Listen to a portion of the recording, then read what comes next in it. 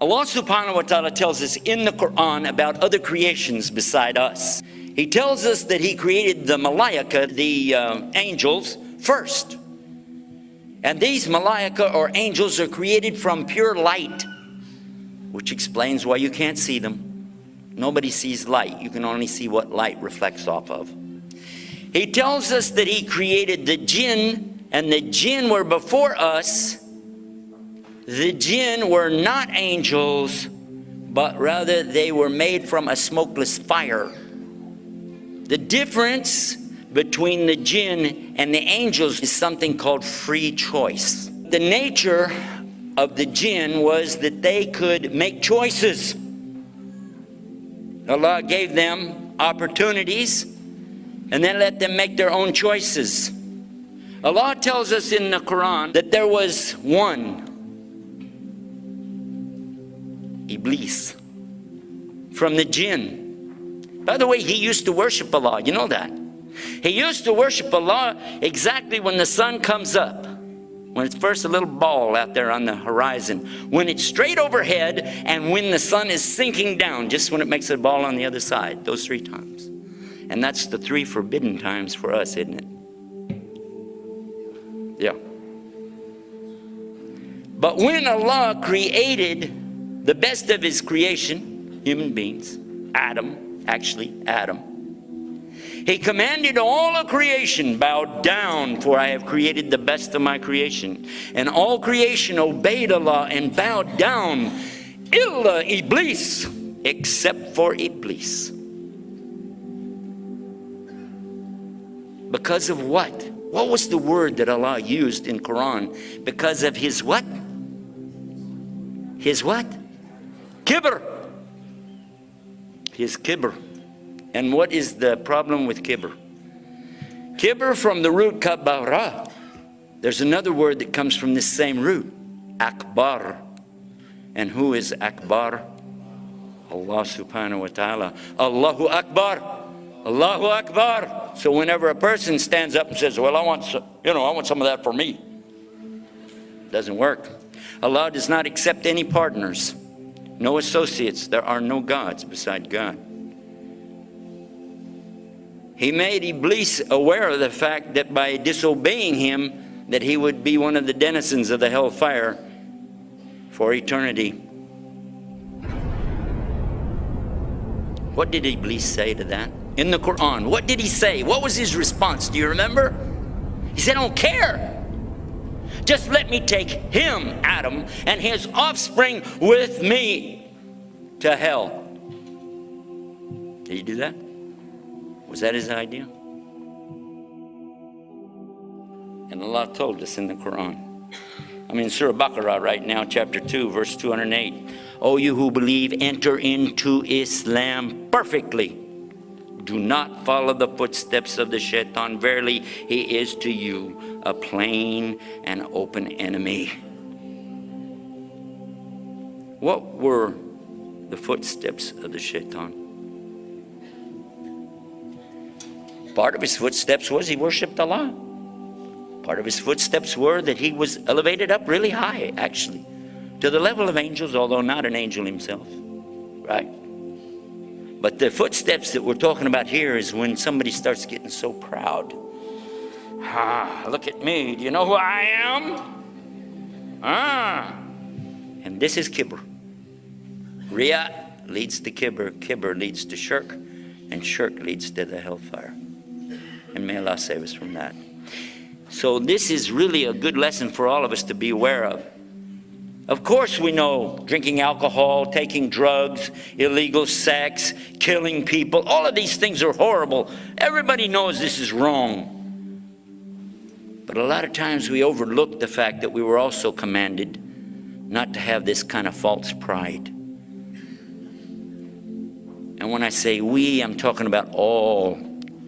Because this stands for the Jews in the Old Testament, the Christians in the New Testament, and the Muslims in the Last Testament. The same exact teaching. Get down off your high horse and walk along with the rest of the people. That's an expression we got down where I come from. And Allah tells us in the Quran, or do they think they'll enter into Jannah, paradise, without the fitna, the trials, as came to those who passed away before you? They were afflicted with severe poverty and ailments, and were so shaken that even the messenger and those who believed along with him said, when will come the help of Allah?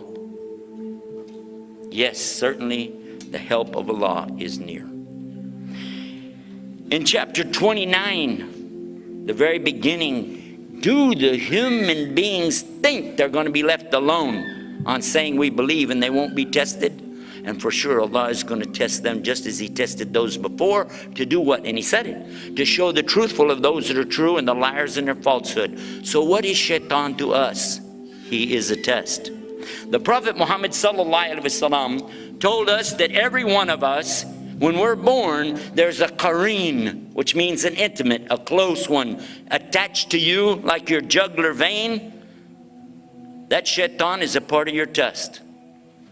That's why when we go through life, there's always somebody there trying to mess up the good things that we're trying to do, isn't it? Somebody always telling you, like even you did a good deed, you want to give some charity, and somebody saying, you know, you show that off a little bit. Let people know what you're doing, right? Any good deed, mess it up for you. And certainly help you with all the bad deeds. Who is this devil? Is he real? Or is it a figment of your imagination? Or is it just something in philosophy? According to the Quran, he's very real. Substance is real, you just don't see it. He lived before us, he's still alive today. That's an amazing subject right there, isn't it? That's amazing. Sometimes I hear Muslims tell me if I just had more knowledge, you know, more knowledge. How many times have you heard that? If we just had more knowledge. I'd like to encourage all of us to have more knowledge, because definitely this is something important in Islam, but at the same time, do you think just knowledge by itself is going to save you? Is that going to be your salvation? Because wouldn't you think that the devil has got some knowledge by now? I mean, after all, he was a witness to the creation of Adam himself, true or false? And he knows. I mean, he's been around. He's tried to mess up every single prophet. You heard Dr. David Milliken talking about Jesus being tempted by the devil. Right? Even the devil tried to bother Muhammad, and then finally Allah subhanahu wa ta'ala made his khairan submit. But even then the shaitan kept trying to bother him, didn't he? Try to bother all the Muslims. Where did evil come from? Did you want to know that? A lot of people will tell you evil came from the devil.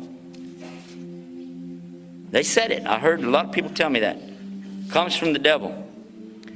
But if it came from the devil, that means the devil has power. Does the devil have any power? If he does, that means that Allah's got competition. If Allah has competition, then there's a power split out there somewhere, and that means shirk, and we don't believe in that. So according to us, nobody created evil except Allah. Allah created evil. How many think that's a mistake? Is that a mistake? Is that what I just said? Did Allah create evil, yes or no? We're going to take a vote. Tell you what, before you go too far, I'll read it for you. Say, I seek refuge with the Lord of daybreak. From what? From the evil that He created as a test for you and me. Who created it? Allah. Wow.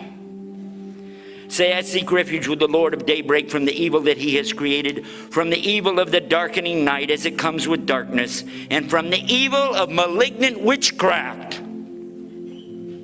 and from the evil of the envier, hasad, whenever he practices hasadin, the hasad, when he practices his envy.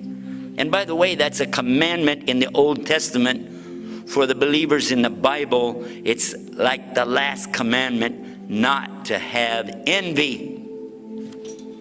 Same religion sent by God to the people before.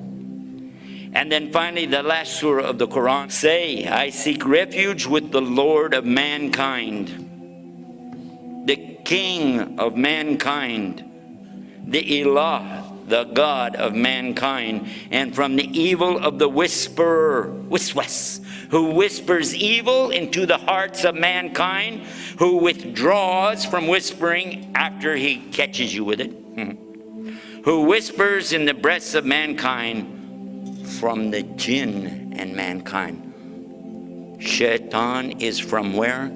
From both jinn and men. So there are devils that we don't see and some devils that we do see every day. And some of them we even voted for.